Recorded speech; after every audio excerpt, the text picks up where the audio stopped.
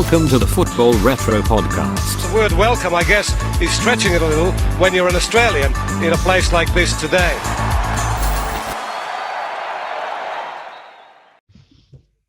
Hello and welcome to episode 73 of the Football Retro Podcast. I'm your host, Johnny, and today the whole team's back. We've got Fatty, we've got Adasi, we've got Akram. Full screen. How you going, guys? How you doing, Adasi? Yeah, good, thanks. Bit weird doing it on Zoom again after going back face to face, but I guess the weather, the Mother Nature has other ideas, so that's why we're doing it online. Yeah, just to clarify, it's pissing down, raining. Some roads are flooded. It's not safe to be on the roads, so we thought it'd be best to do it on the computer. Akram, how you doing, man? Yeah, doing all right. Had a nice swim today. Trying to get to the shops. Back now though, still fucking soggy, but hey, whatever. It's nice to do it on Zoom actually. We can finish and then I'm already at home. Nice, Fatty. I don't know what you're complaining about. You literally live 5 minutes down the road. But anyway, that's another topic for another day. Fucking yeah. by everything. Bit strange to be here on Zoom. I'd rather see everyone in person so my insults carry more weight, I feel, in person. But yeah, I'm gonna have to make do tonight. Akram, the people on the street are asking me, when are you going to cut your hair? When are you going to trim your beard? Are you waiting for Real Madrid to finally win a Copa del Rey, or what are you? What do I say to that? Mate, I'm just let them know that it's going to keep going and going. I reckon episode 100. It's got to be the one. So you are waiting for Real Madrid to win a Copa del Rey, then? No, you know what, Fatty had a great idea for once. What episode did you say this was, Johnny? 73? That's right, yes. Well, Fatty was, bound to come up with a good idea. Episode 100. I reckon episode 100, and you do it for donation for Leukemia Foundation or something. Shave it off, shave your head, shave your beard, everything. Now it's on. Remember this episode of Darcy? You're going to get asked about it. And tie it up like Andy Carroll styles. Andy Carroll styles. David Beckham. So a few transfers have come up in the last couple of weeks. Big transfer window coming up. Jesus to Arsenal, one of them, Fatty. Yeah, look, I'm not going to lie, I'm very surprised. You're excited too, mate. Someone came to Arsenal.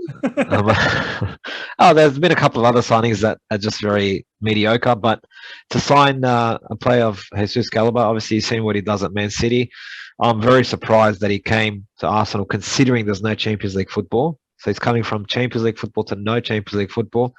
I don't know how the fuck they promised him. Obviously, there was that working relationship with Arteta when he was the assistant at Man City, so maybe that helped get over the line. How he's going to fit into the system, I don't know.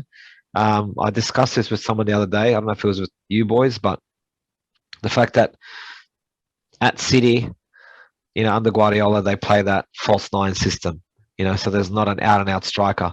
Arsenal don't really play that. I don't know how he's going to come in and adapt. It'll be interesting to see him be, an out-and-out striker. Aubameyang was that. At times he did okay, but then he really faltered. So I really don't know. Lacazette was hit and miss. So I don't know. I'd be curious. He's going to need a lot of service. Just make it short. Who's he replacing? He's replacing Lacazette basically. Then that's the role he'll play then. The only backup would be Nketiah, who signed, and they gave him a proper fucking jersey number this time. But he's still fresh. He's still young. A lot of young players around that front third and around the wings, and you have your Sakas and Gabriel Martinelli and all that. So there's good youth there, but we'll see how he gels in. Is Rafinha confirmed? Technically, no, it's not confirmed. I'm reading it's very close, but I heard Chelsea were going to hijack the deal. Chelsea? We're going to hijack the deal. That's what I heard, but nothing confirmed yet. Yeah, it's possible. So we've got Jesus, we've got what else? What other big signings? Calvin Phillips going to Man City when Man United were very close as well, wanted him as well. So Leeds is getting pulled apart a little bit. That's a big move for him, to be honest. He had a good Euro, but generally what happens is these international tournaments highlight a player, they get a good move, and then from there, your career just excels. Otherwise, you're stuck in mediocre clubs. So I don't know how he'll do. He did okay for England. Whether he's consistent enough to do it for a big club, who knows? He's going to struggle with Man City to get in to have regular game time, but Regular, yeah. you don't turn down a move from Leeds to Man City. It's funny because Well, to be honest with you, I think 20, 30 years ago, you would have been laughed at that statement. But Yeah, that's true. 20 years ago, definitely. yeah, 2004-5 Leeds. what are you Still saying? in Hack? the lower division. I think Johnny, one of the biggest big pieces of news isn't necessarily a new signing, but an extension, a re-signing. Everyone can breathe a sigh of relief. Salah re-signed. Oh, you Mo Liverpool fans are Salah. nervous. Mo You guys Salah. are nervous. Yeah, Look, sorry, I don't know if Liverpool will be the same Liverpool as we have in the last couple of years, but definitely big news for them. What are you going to say, Fatty? To me, Liverpool buckled because they lost Mane. They couldn't lose Mane. Imagine they lost Mane and Salah in the same window. That would have been catastrophic. Right. They would have been done. So they needed to. So Mane leaving gave Salah that leverage that he needed to get what he wanted, get the money he wanted, get the deal signed, get it over the line. So Liverpool, I reckon, got the shit end of the stick there. Not because Salah's not a great player, but they tried to play hardball. The Mane situation backfired, and now they had to say, 100%. fuck, we can't lose 100%. both players. No matter how stubborn you want to be, you can't lose your two main attacking threats in the same window. You feel like there's a lot more to come in this window. I mean, Di Maria's about to sign for Juventus, if the rumors are correct. Lewandowski hasn't signed for anyone yet. No. And He's coming to the A-League. Coming to the A-League, Is he? Lewandowski. Apparently. For who? Wellington Phoenix. No, for the new franchise, fucking Western United. Fucking hell. Yeah, so Lewandowski's yet to sign. There's rumors of Cristiano wanting to play Champions League, so possibly leaving. And I think we mentioned before in the podcast that the only clubs you see him affording him and he can go to is Bayern Munich or PSG, to be honest. Yeah, to be honest, I'm not even sure if Bayern Munich, Darcy. Yeah, look, For who? Cristiano Ronaldo? Yeah, Cristiano. It hasn't gone well for him, I think, since he left Real Madrid 4 years ago. I mean, he went to Juve thinking this was his family, and then that didn't work out. Went to Man United, homecoming. 1 year there, didn't get Champions League football, down in the Europa League, didn't want that. So, yeah, look, I think, PSG is only one. But does he want to play second fiddle to maybe Messi and Mbappe? I don't know. Does he want that? Quick question. I noticed. Before you move on, Fatty. I'm not moving on. Does Perez pay you to like push his agenda on the show? Or like... What are you talking about? I noticed that Darcy gets very patronizing and condescending when someone's wronged. He feels that they've wronged Real Madrid. He thought he was going to go to Juventus and do this. No, very, very condescending, Darcy. We made a good decision back then. 11 out of 10. I think he regrets it. Ronaldo regrets that decision, leaving. And Did he tell you? There's talk of him going back, but look, we've moved on. What did you have to do with Real Madrid, though, man?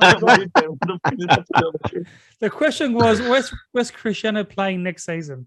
So there's rumors that he wants to play Champions League, and I think his ego would agree. Rightly so. He's got a couple of years left in his career. So where do you see a good fit for him? I definitely think Ronaldo is driven by the desire of Champions League football.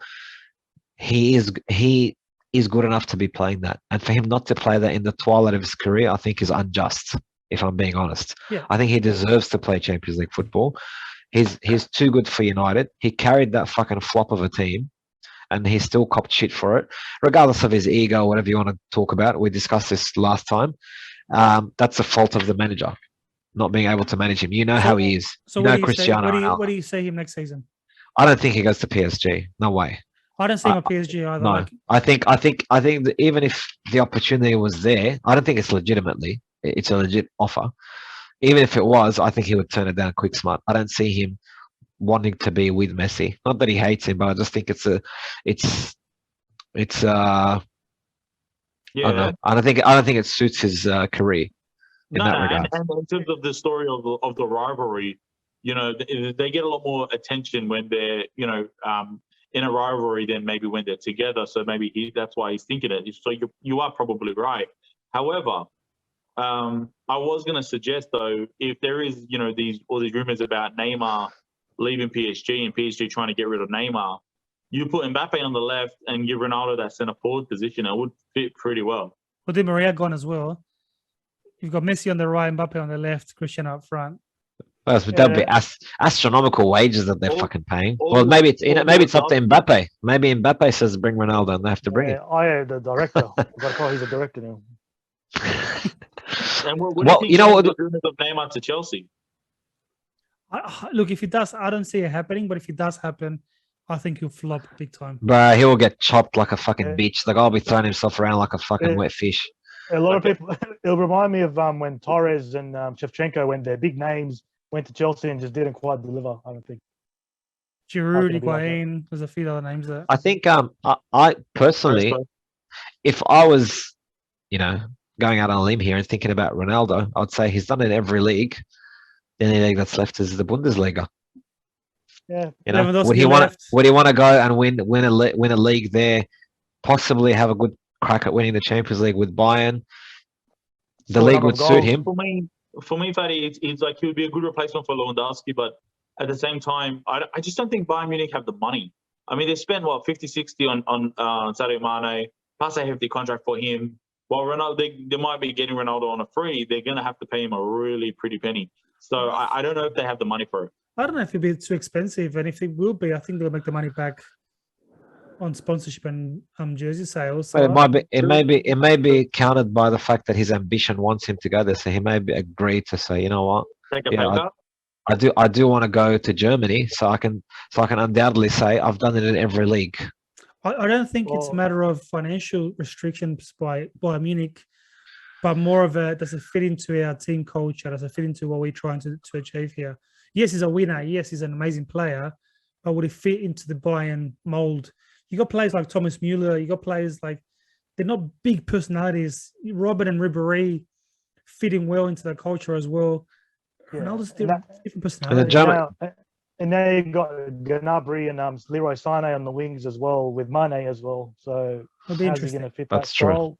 Yeah, that's true. He would fit, obviously, centre forward and replace Lewandowski at Darcy. But for me, it's still I'm not convinced. I still think it's a matter of finances. I mean, Ronaldo gets paid something like in the realm of 40 million a year. But Man United is known to pay ridiculous wages. You got Pogba. That was going back in Juventus and at Real Madrid. Like he gets paid astronomical sums. And Bayern's not short of cash either. They're pretty well off financially.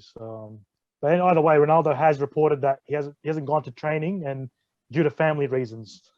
Yeah, that's right. That's what I just read as well. So we'll see. Most likely he's not coming to Australia for their tour. So disappointment for the fans there that have bought tickets.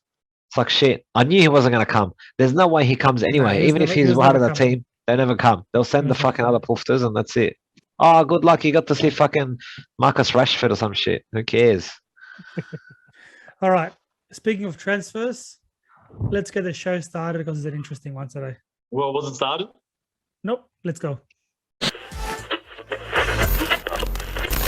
Welcome to the Football Retro Podcast. The word welcome, I guess, is stretching it a little when you're an Australian in a place like this today.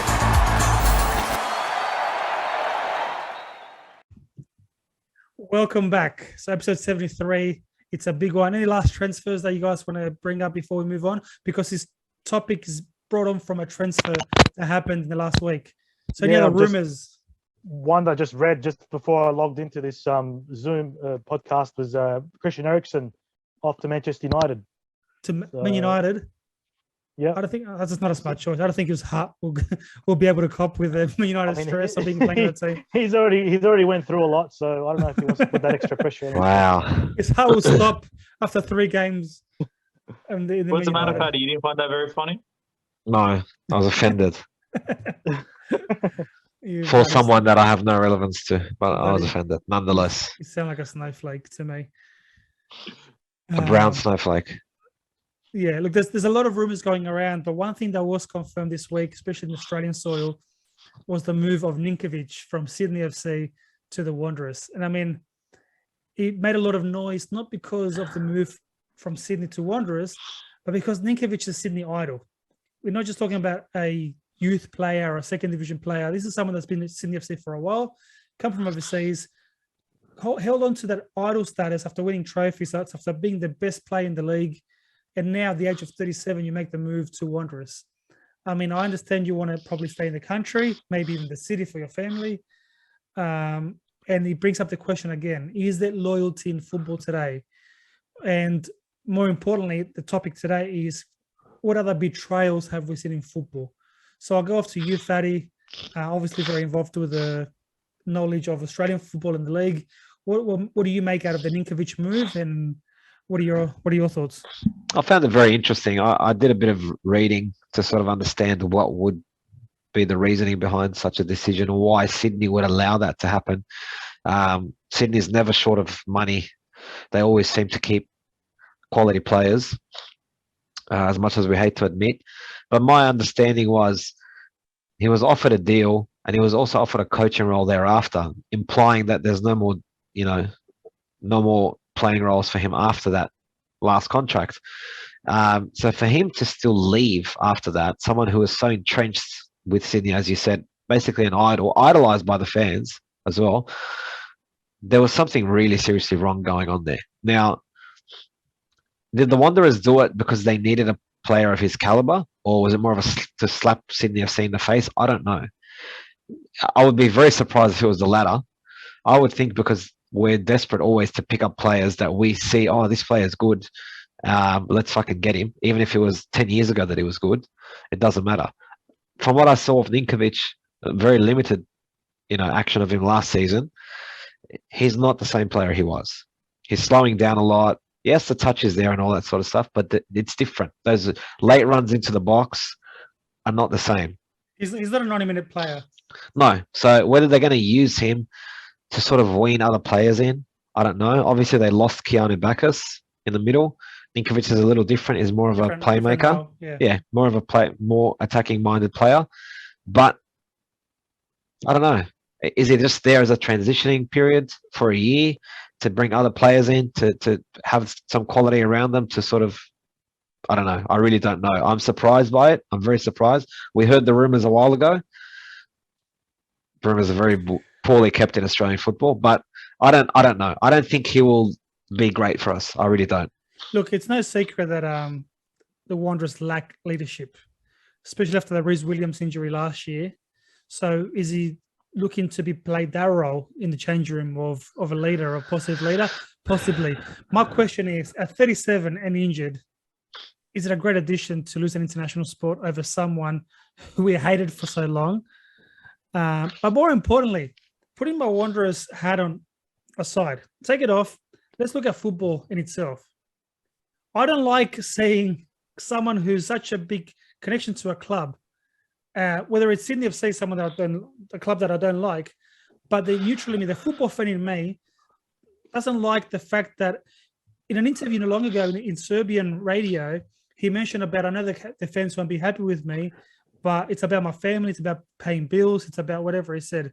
So the football fan in me dislikes going from a club to the rivals because of business, because of money.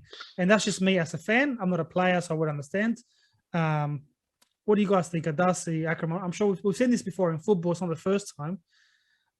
What are your thoughts on this? Is loyalty, I think, loyalty decreasing? Are we seeing less of loyalty because football has become such a big business? I think, Johnny, I think we've said it, look, many, many times. I think Fatty said it in, his usual eloquent way, that loyalty is dead in football. I think we've known that for a long time. I think people have to come to terms with that now. I think it's just everyone's in stages of denial about that concept. I think it well and truly is gone.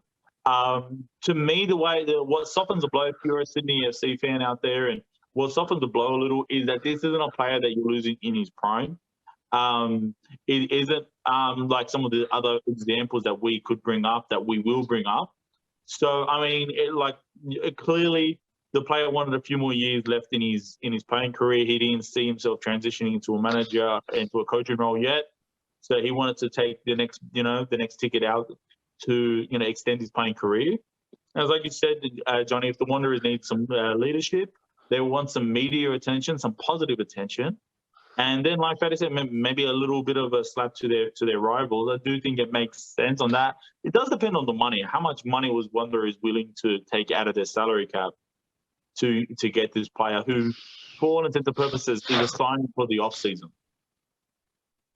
Yeah, I don't know. I think, but it's not the first transfer between Western Sydney and Sydney FC like that's happened. We've had Janjetovic, you've had Redmayne, Bob Johan.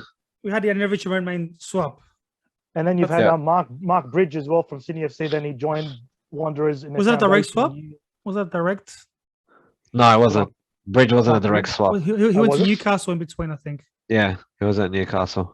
Yeah, But you also So, had but Bob Johan recently, which is the latest one before this. Yeah. And we hate Uh, the fucking cunt. Yeah, look. So I don't know. I guess it's different to European or South American football when the player leaves to a crosstown rival. It's a really big thing over there. But here, maybe there's not that culture of No, definitely not. hatred. So I mean, but we had this one, sorry, we got a Benny at the club that played for Sydney FC not long ago. Yeah, that's right. yeah. So yeah, look, it's probably just one of those things where it's not in that culture where he went to a direct rival. You know, how could he? And it's probably not built there. But look, I think it will add a bit of spice to the next derby. I think that's for sure. Look, Sydney FC fans unhappy. Let's put it Yeah. that way. You can see by the social media comments. I speak to Sydney FC mates myself. To me, they Yeah, moved Sydney us- FC, mates. I do. I'm very open-minded. Akram Topic to be open-minded. Disgusting. So, to me personally, it doesn't make sense on either side. I know there was a lot of conflict between Ninkovic and Sydney FC as a club. I believe they wanted him to also become a Australian citizen to not lose an international spot. So he was upset about that.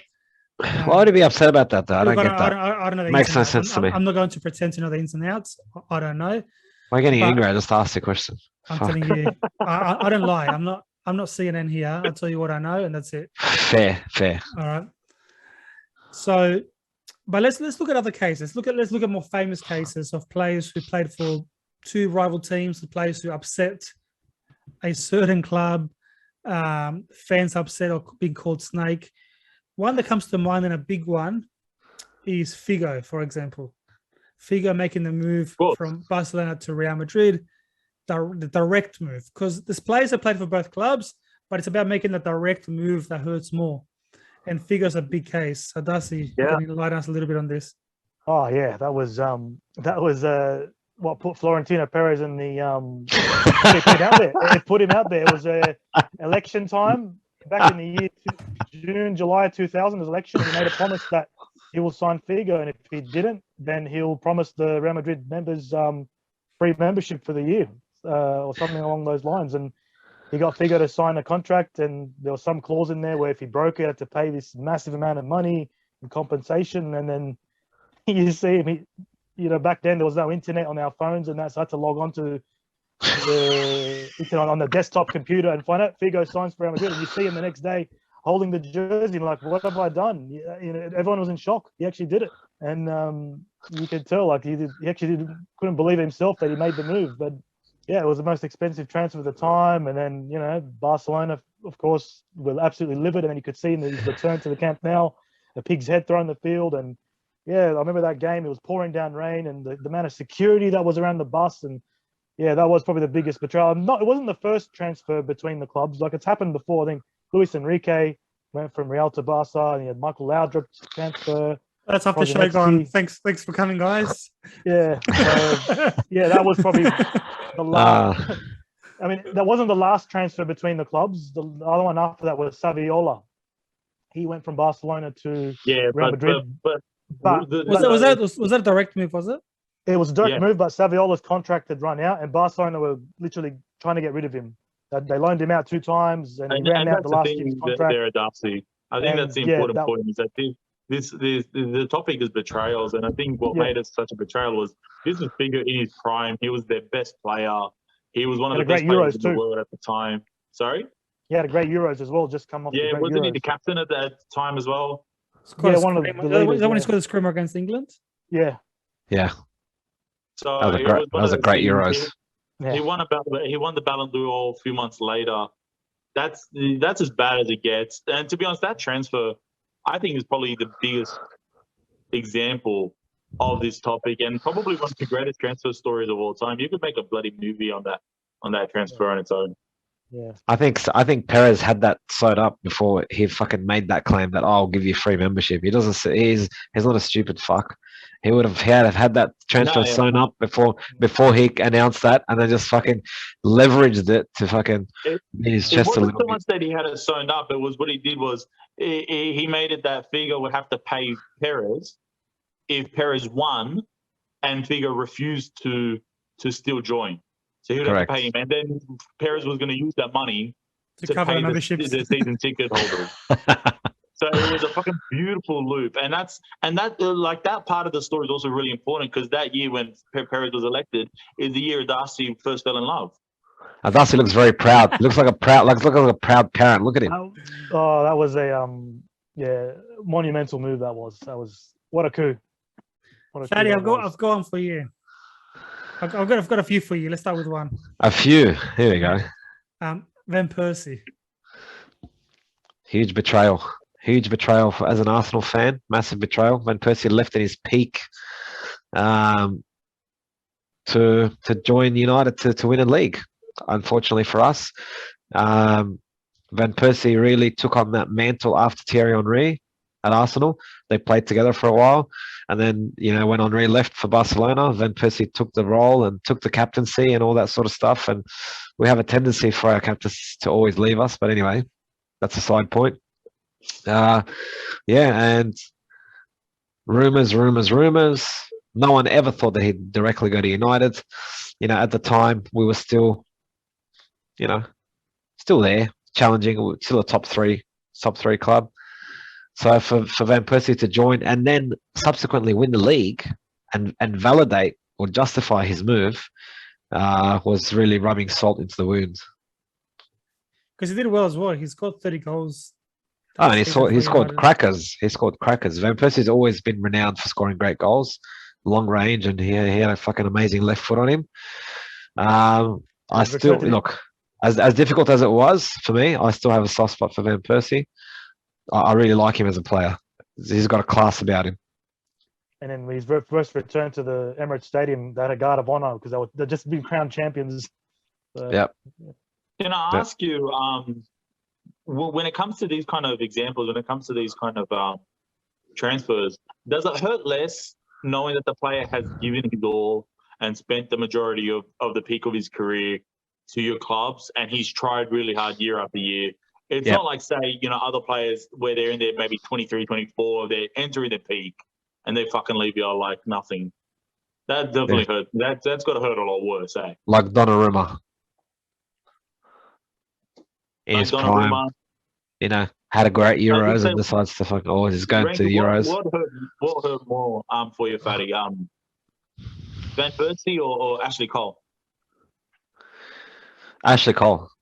Van Persie was shit. It was shit, but I came to the realization that he wasn't going to win the league here, and he had the ambition to win the league. And I say fair enough. He was there for a very, very long time, and he was never half-assed. He was never shit. He was always 100%. Exactly. And he always came through with the goods, and especially in the North London derbies, amazing goals, comebacks and shit like that. Always gave his all. So if I'm going to be neutral and be fair, you can't blame a player that has ambitions to sort of win something, because he would have retired with what, a handful of FA Cups. Yeah. So I don't blame him for wanting to win the league. Prime, eh? Ashley Cole left in his prime, and it was more about money, and he was angry at the amount of money that he got offered, and blah blah blah. So it just became greedy, and referred to as Cashley. They call him Cashley because he decided to fucking chase the money. But he's a dumb cunt anyway, because he fucking cheated on his missus, who was fucking hot as. It was a swap between Cole and Gallas. William Gallas. Gallas cost us that 2008 season. We were bound to fucking win the league in 2008 after not winning the last win was the Invincibles 4 years ago. 2008, he fell apart in that game against Birmingham. Had a little hissy fit and sat in the middle of the field in the centre circle, and had a little spaz, and from there we went on a run of getting knocked out of the Champions League, knocked out of the FA Cup, knocked out of the fucking Carling Cup, and dropping points left, right, and centre in the league for United to come in and take it. So that was a fantastic signing. Willie Gallis. What about Fabregas? What does he fall under all this? Look, we initially took Fabregas from Barcelona. Wenger took him as a 16-year-old. So he was bound to go back, and he made no secret of going back at some stage, and Wenger knew that, and most Arsenal diehard fans knew that he would eventually return to Barcelona. Going back to Chelsea was a slap in the face, not going back to Barcelona. That's what I mean, yeah. Yeah, going to Chelsea was a slap in the face, because it's like, fuck, if you're going to leave England to go back to your home club, fair, because that was always the case and we always knew, but to go back to fucking Chelsea, it's shit, especially when they go and win. Same as Giroud, same shit. You know, when they go and win something, it leaves a bitter taste in the mouth. Another one that's from one Manchester team to the other was Carlos Tevez. So Tevez came, he did really well at Man United. The fans loved him at Man United. He won the Champions League, he won the Premier League. He was really loved, and then he ended up going to Manchester City. Now, because it's a weird situation, because his contract was owned by a private company. I'm sure he had some sort of say, but he was controlled by a third-party entity. And Sir Alex Ferguson talks about this in his book as well, that he wasn't completely up to Tevez, he wasn't completely up to the club. It was his company or private entity that owned his contract, and obviously went to the highest bidder, which was Manchester City. But he went from being so loved by Man United to playing for Man City over a 5-year deal. That's what we call business. That started initially when he was at West Ham. So Yeah. him and Mascherano came to West Ham together as a dual signing. From Corinthians, yeah. And yeah, that third-party ownership, but that became such an issue that they had to outlaw it specifically based on that case. That third-party ownership. So I don't know what entity was owned by them, but yes, it makes sense that they would have had influence over where they would go, because they would receive massive bonuses and sign-on shit that that third-party entity would receive. You know, signing for a club like Man City, and they would have paid big money. At the end of the day, Carlos Tevez was a quality player, and he succeeded wherever he went. He did it at United. He basically single-handedly saved West Ham from relegation. Before moving to United, did what he did at United, gone to City. You know, the rest is history. Obviously, they went to Juventus for a bit and whatever. But look, it's funny. You keep all these examples in English football. There's a lot. There's a lot that happened, more than people actually think. 100%. Like Fatty, like we can't move on with that. You're talking about one actually going to Arsenal. Mr. Sol Campbell. Well, there's Paul Tottenham fans, mate. Mr. Sol Campbell. That was a massive coup for its time, because it was, you know, the internet wasn't as prevalent as it is nowadays. You know, everything's bang, bang, bang. It's quick. Any rumors are instantly spread. So Sol Campbell was never a rumor. No one ever thought it would happen. That was a piece of business by Wenger under the noses of everyone without anyone knowing. Arsenal didn't even indicate that anything would happen. They asked for the media to be present for a press conference, not because they were going to announce a player. So nobody even knew. And the rumors at the time, the limited rumors around, were that they were signing Richard Wright from Ipswich or Birmingham, or one of those shitty clubs. Richard Wright was a goalkeeper, second string keeper, who was there for the Invincibles. But yeah, so 2 reporters only showed up to that presser because I thought, oh yeah, nothing, Richard Wright. They rock up there and Arsene Wenger walks in and it's Sol Campbell, and they're thinking, what the fuck's going on? Sol Campbell, Tottenham captain, in his prime, the prime of his career, he's automatically signed to Arsenal, and that's the first anyone heard of it. There was no rumours. Fans didn't even know. It just got bang announced on the spot like that. Wenger's there smirking, you know, that look at this piece of business I pulled off, and he ended up being monumental and enormous for Arsenal, really, especially in that generation, that undefeated, that, you know, Invincibles. Yeah. Yeah, and Tottenham hated him. first game at White Hart Lane, and they had dollar signs and Judas, and it really was like a in the dark of the night sort of deal that happened without anyone knowing. It was a free transfer as well, wasn't it? Because his contract ran out.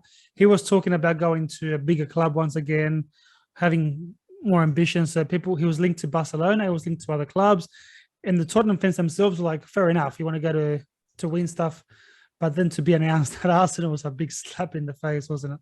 He did go and win stuff though. He won the Invincibles fucking golden trophy. So I gotta say, mate, that's good. That's quite a story, eh? yeah, it's a very, very interesting story. It's a Interesting very, story. very I smart. had no idea how interesting that story was going to be, to be honest. That was a very smart piece of business by Wenger. It was very, very funny the way it played out. But yeah, it took literally And you know everyone by what? surprise. You know what? You told it beautifully, man. Thank you, man. I appreciate it. I've got a couple of names here that have a similar story. I'm going to throw it to you for this one, Ak, since Darcy left us.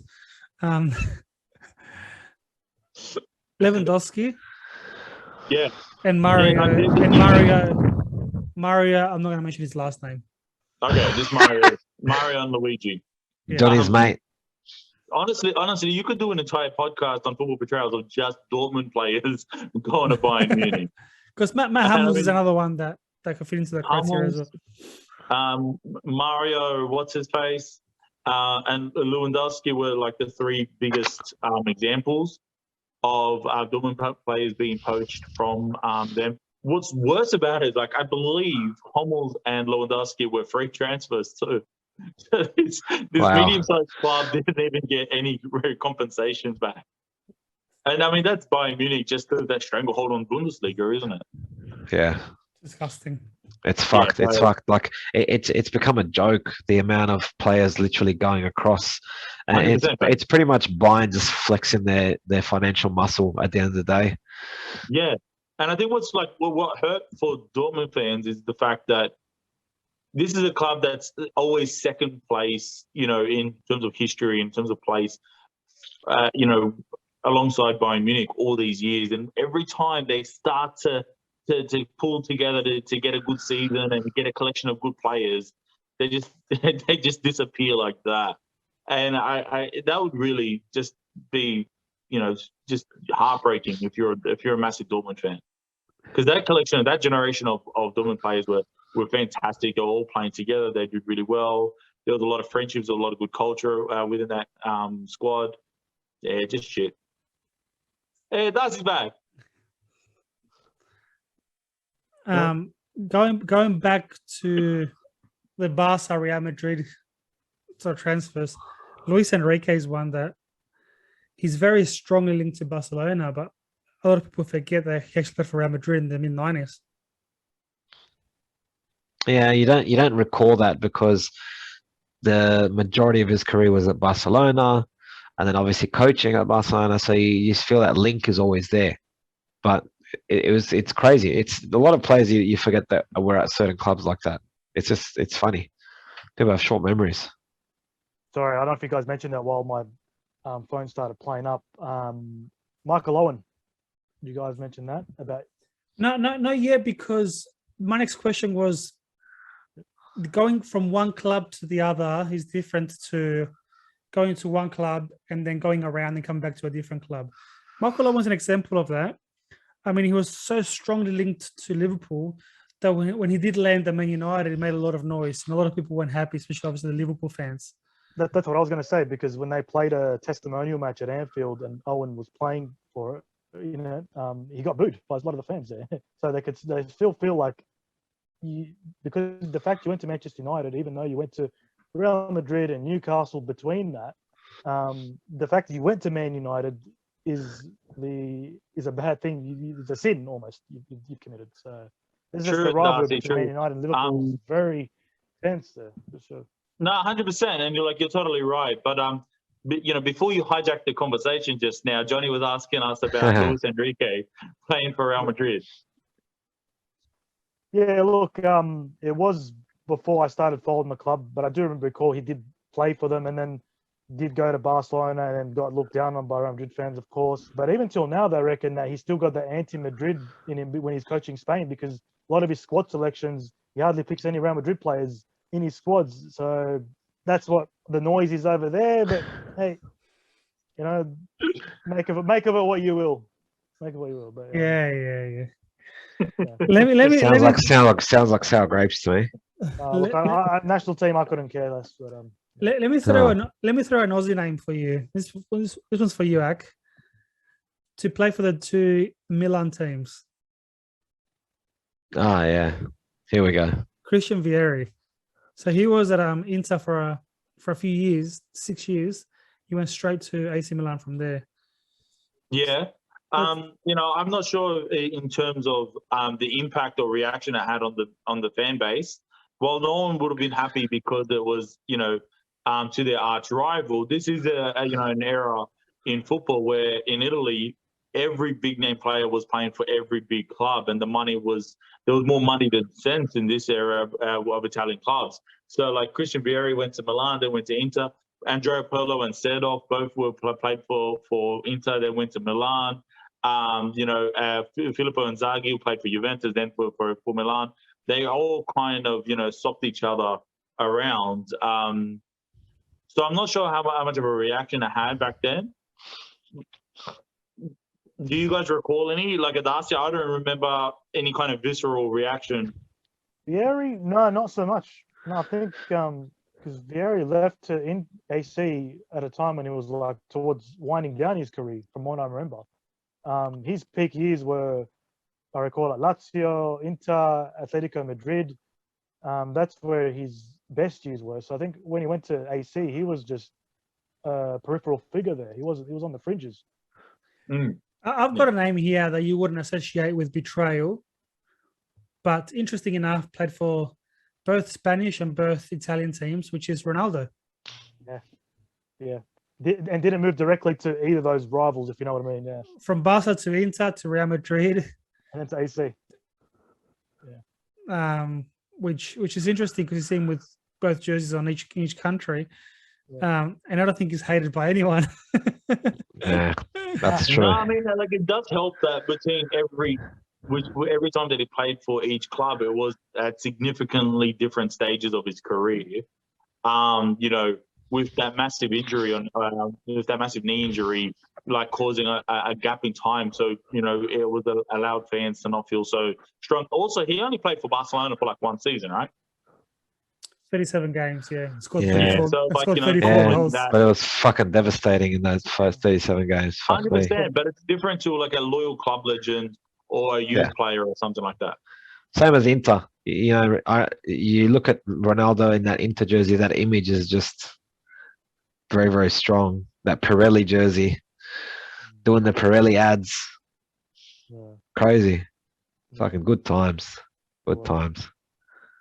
I've got Are you one looking for any more, Johnny? I've got one more name for you guys. And this is not a direct rival, but it's a different type of rivalry. It's not a derby. When Higuain left Napoli to go to Juventus, he was so hated because of that sort of rivalry between North and South Italy, between that powerful Juventus and that. You see it in the Maradona documentaries, in the Maradona books, how they think so little of Naples. Yes. To leave Napoli after being pretty much an idol, but after beating every single record in the club, after scoring so many goals, after being so important to the club, to make the transfer directly to Juventus, they were selling in Naples. They were selling toilet paper with Higuain's face on it. They were burning the jersey. They were getting rid of everything that related to Higuain and Napoli, the pizza names that they had, everything that would go rid of the play altogether.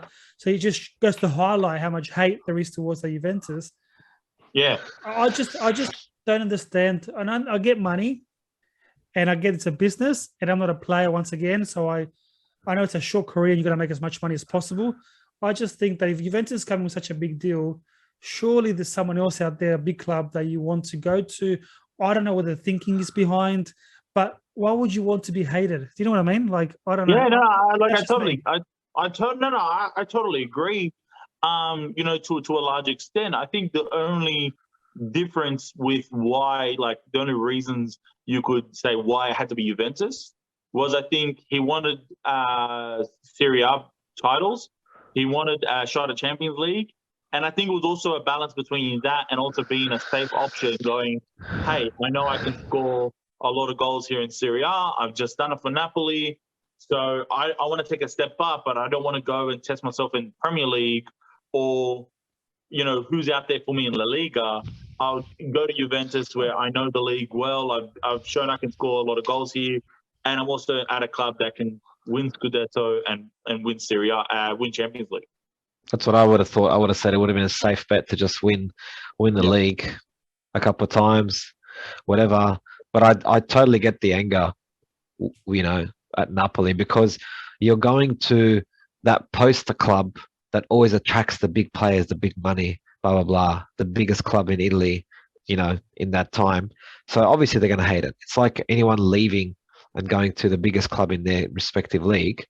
Obviously it's going to be typical. It's going to be hatred because you're just leaving that loyalty and that club environment to go to a big franchise sort of thing. So yeah, I get it. And these people get that. It's football's different there. It's life for them. 100%. And that's the thing is also it's very similar to that Bayern Munich Dortmund dynamic that we were talking about earlier. Like Juventus is very well hated by a lot of non-Juve fans just because of that kind of structure that they've had where Juve have been able to be so dominant for so long. And on the similar vein of from Higuain from Napoli to Juventus, Roberto Baggio from Fiorentina to Juventus. Dude, that makes people cry, man. That is famous for riots in Tuscany over that. And then, of course, recent years, Federico Chiesa went from Fiorentina to Juventus. And just recently, Dusan Vlahovic went from Fiorentina to Juventus. So this poor club gets raped every few years by Juve, as just as bad as Dortmund from Bayern Munich. Let me ask you guys personally. We'll go around the screen. Which transfer hurt you the most, or which betrayal hurt you the most personally? Would you say, Fadi? I'll start with you. He's got the most. That's a good question. You've got a bit of a menu to go off. So that's an interesting one. I'll go because my phone's playing up. If you want, go. Hurt the most, probably. You volunteered to go. I thought you were ready. Is it Di Maria? Di Maria? That's not a betrayal, though. It's not. It's just that, to be honest, Johnny, Real Madrid get very few betrayals. He came off the Champions League win and he left us a bit of note. Well, once again, it's Man United not appreciating the players. We see a lot of this happening over recent years, so they had to leave the club. We lost him. See. Fuck. No, Mr. Simpson, no. Please. I really appreciate Darcy's contribution to tonight's podcast. I think he's gonna come. I think he's gonna toss his phone overheated again. Talking about Perez, that's why Perez has control over him. Yeah. Darcy, I'm sorry, Fadi or Akram, who wants to go? Look, I think I'll tell you something interesting. It's not a specific player, but there was a moment, an era where I felt very hurt when Henry left to Barcelona and Vieira left to Juventus. Our two leaders ended up leaving, not at the same time. Vieira left first to Juventus, and I recall them coming back to play in the Champions League, and we beat them 2-0 at home. It was amazing. But then Henry leaving as well. So that era really ending, but both players not retiring there, going on to other clubs, hurt. They weren't direct rivals, obviously, but that time there, that couple of years there really hurt me. Look, I did mention Ashley Cole hurt a lot because Ashley Cole was around the most successful time of Arsenal, and we really never replaced him with a better left back. We had you had your Kieran Gibbs and you had a few other players around that time, but it was never the same. Ashley Cole was a different class, so Ashley Cole hurt the most, closely followed by Van Persie, definitely. Hack? Like I said, really Real Madrid didn't get too many, terrible betrayals, especially in the last 20, 22 years.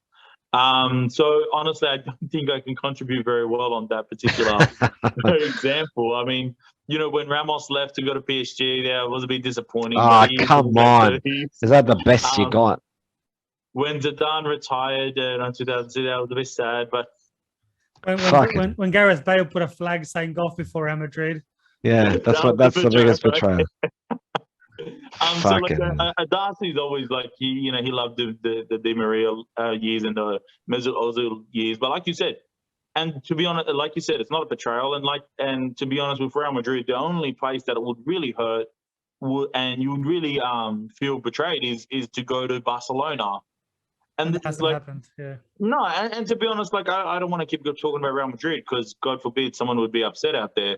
But the thing is with Real Madrid is that because they recycle players so much, there's been very few club legends, not similar to how Barcelona has had their model, where you would have had Messi, Xavi, Iniesta, Busquets. You have so many players in the last 20 years that if they were to go to Real Madrid, it would be awful. But to me, I could probably count 3 or 4 players in the last 2 decades that I would never want to see play for Barcelona. Ramos. Raul Ramos, Casillas, Marcelo. and Marcelo. Like I wouldn't have been that upset if Cristiano left because it just wasn't the same compared to those other players. Wow, you guys makes are sense. ungrateful. You guys are unfucking grateful straight out. No wonder why Gareth Bale fucking couldn't Ungrateful. hear. It's just that it's not Oh, we ungrateful, don't it's care just if that- Cristiano left. The guy won you fucking 5 Champions Leagues. What do you want? It's a different club culture. It's more about Real Madrid's more about stardom. It's more about big names. It's more about it's not a family And culture. it is also very, very different where sometimes success is not equated to legend. Sometimes it feels like there's certain players that just are for the club that, that are part of their organization. Raul and Casillas certainly feel that way. They're Real Madrid youth products to an extent, especially Raul. But the point is that it's a different feeling compared to Cristiano. Cristiano already was a Ballon d'Or level player for Man United. He was a Galactico. So it was like, and he was there for a long time and was incredibly successful, kind of similar to what you said about Van Persie. So when he left, wherever he went, his time was done. He was never really meant to stay a Real Madrid player, in my opinion. I thought you would be. I thought you'd be hurt that Ivan Campo and Fernando Hierro ended up at fucking Bolton Wanderers. But anyway. No, I loved Bolton at that time. I was a big Sam Allardyce fan, and I remember getting Johnny would be very cranky because I used to tease him that when Roman Abramovich had come in with all their millions, they couldn't beat Bolton Wanderers. And he would get pissed off because Bolton Wanderers would play all that incredibly negative football with Big Sam and the big throw-ins right into the box and shit like that. Like that was a great time. I love the period where they were trying to get Rivaldo to play for Bolton. That was fun. Yeah, that was fun. We'll leave. I got a story about betrayals as well. In Argentina, in the last few years, Mauro Sarate, who's played in a few different clubs. Yeah, he's now known as the traitor. You speak Argentinian football, you say the traitor, and the name comes up. So for so many years, so the background story is since the 80s, his family have been involved in Vélez. Obviously, he's had 3 older brothers play for Vélez and be like big names in Vélez. His dad was involved in the club for so many years. He made his debut. He was a youth product. His family name is linked to the club. So he's gone around the world. He's played for West Ham, I think Birmingham. He went to Al Sadd for a little bit. That's where he went straight from as a youngster. He was at Inter. He went to few big clubs. And while overseas, he was promoting the Vélez name. He said a few times, in Argentina, I'll only play for Vélez. It's my club. He's come back to Argentina when Vélez was struggling to find relegation. And after 6 months, Boca coming knocking on the door. And he was back and forth. On a Thursday, he met with the president, shook his hand and goes, "No, I'm not going anywhere." Something happened that weekend. Monday morning, he picks up his stuff and he went and signed for Boca. It's also known, it's about 3rd or 4th of January, I think it was a really hot day. Thousands of people went to the airport to greet him, to the stadium, big presentation, him crying, his wife crying, such a strong Vélez link. But Boca business, they promised him the Libertadores, they promised him to play in the national team, and that was his weak point because he never really got a shot at the national team since winning the Under-20s World Cup. Obviously, it didn't happen. After a few years, he left Boca through the back door. He's back at a much smaller club in Argentina now, and he's hated by the whole Vélez crowd. Which my argument has always been, and this is once again, I'm not a player, so I can't speak on their behalf. But he had a chance to be an idol. He had a chance to be an idol of a club, and being an idol of a club, you'll take with you for the rest of your life. After you retire, you have for the rest of your life. Now, he's just another player that played for Boca, just like many other ones. He's just another striker that went there, didn't work out for him, and he left after a few years. He's known as a traitor for the rest of his life. Being a club idol, to me, it's bigger than, and this is the main topic of today, being a club idol, this is what I was saying before, has more of a legacy, more of a name, more of a brand than being just another player to play for both Inter and AC, just for Barca and Real Madrid. And if it's right in your hands, I think from the outside, as a fan, grab it and hold on to it, because the love of the fans, you speak to ex-players and you hear interviews by ex-players in the 50s, 60s, that love by the club and the fans is something that you can't repay. Now, for the rest of his life, this guy's known as a traitor, and that's something that he's going to have to live with. He obviously says he hasn't regretted the decision, and he'll do it again. But some of the stuff he said afterwards made it a lot worse. I'm not going to get into that now. But we're just talking about the decision making as to why would you go from one to the other, apart from business and money, obviously. That's a good story, Johnny. And it's really, and it's a good message to take away. That loyalty is such an undervalued thing in society right now in general. Unfortunately, I think we're too idealistic about that as retro football fans. Loyalty back then was big, especially in the earlier decades before the 2000s, before the money came in, before it started to become more of a financial decision for a lot of players. So, looking at it through rose-colored glasses, ideally we would love it to be about loyalty, and it's very rare nowadays. That's why it's spoken of. Reality, no, because as we've said, players' careers are short and they're always going to chase the money. So I dare say that Zarate would have chased the money, thinking, what am I going to do at fucking Vélez? And if he had ambitions to play in the national team or to win something, Boca is the perfect platform. One of, if not the biggest club, if you're going to argue between them and River Plate in Argentina, that he could go there and pretty much walk away with the title at least. Well, he lost the Libertadores final and sat on the bench the whole game and didn't play for the national team. So it's odd. You sound worse than fucking Adasi talking about Ronaldo leaving Real Madrid.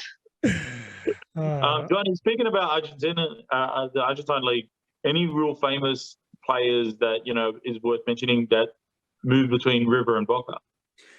The direct move, not recently. What? Not recently. I can't think of anyone who made the direct move. There's been a couple in the 90s and maybe early 2000s, but no direct move between one and the other. I think they like living a lot more than money, because you get killed over there if you make the move. But there are big names coming to the Argentinian league. There's just, hopefully that makes the league better. Just to clarify, everyone, Adasi messaged and did say that his phone was overheating. On that note, let's leave it on that note. We'll come back next week. Let's do a face-to-face. Hopefully we'll be able to, and Adasi's phone will be okay. All right. See you guys. Thank you. Cheers.